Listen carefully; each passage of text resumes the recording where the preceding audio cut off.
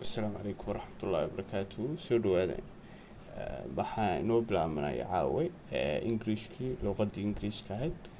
Insha Allah taala waxaan ka bilaabeynaa basic inagoo ugu horeysiinayna ereyada Englishka inaynu af Soomaali u bedelo. Tani waxay ka caawinaysaa in vocabulary badan ereyo badan oo Englishka ardaygu uu garanayo haddii uu xifdiyo uu garanayo waxay ka caawinaysaa inuu si sahal ah uu Englishkii u fahmi karo uguna hadli karo. marka insha Allah taala waxaan isku daynaa sidoo kale inaanu ka bilowno from A to Z oo ereyo kasta oo ka bilaabmada ilaa Z inaanu gaarsiino ilaa 6,000 oo erey bay noqonayaan kuwaas oo ah kuwa fudud oo adeegsigoodu aad loogu badan yahay insha Allah taala. marka caawa waxaanu ka bilaabeynaa 22 kan erey baan ka bilaabeynaa insha Allah. ability macnaheedu wuxuu noqonayaa awood. ability awood. about ku saabsan. after kadib. against kasoo horjeeda.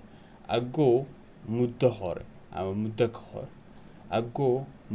hor. agree ku raacid. aid caawimaad.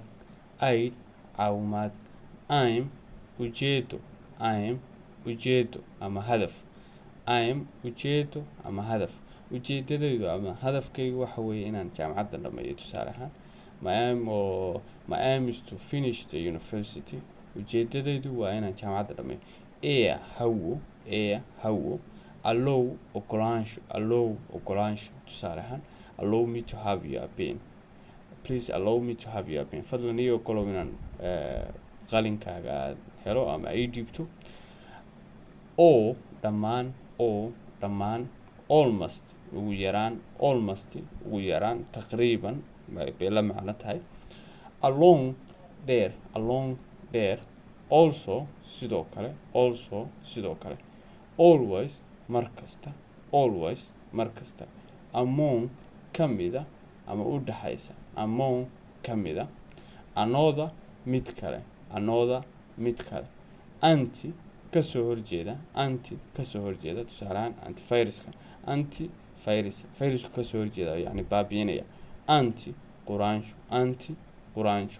ani wax tusaale ahaan give me anything you have. fadlan si wax kastoo aad hayso. ani waa wax. appear soo muuqasho. area aag. around ku wareegaysan tusaale ahaan. our enemy was surrounding us. cadowgeygii baa nagu wareegaysan. around ku wareegaysan. ask weydiin. allow ogolaansho. all dhammaan. almost ugu yaraan.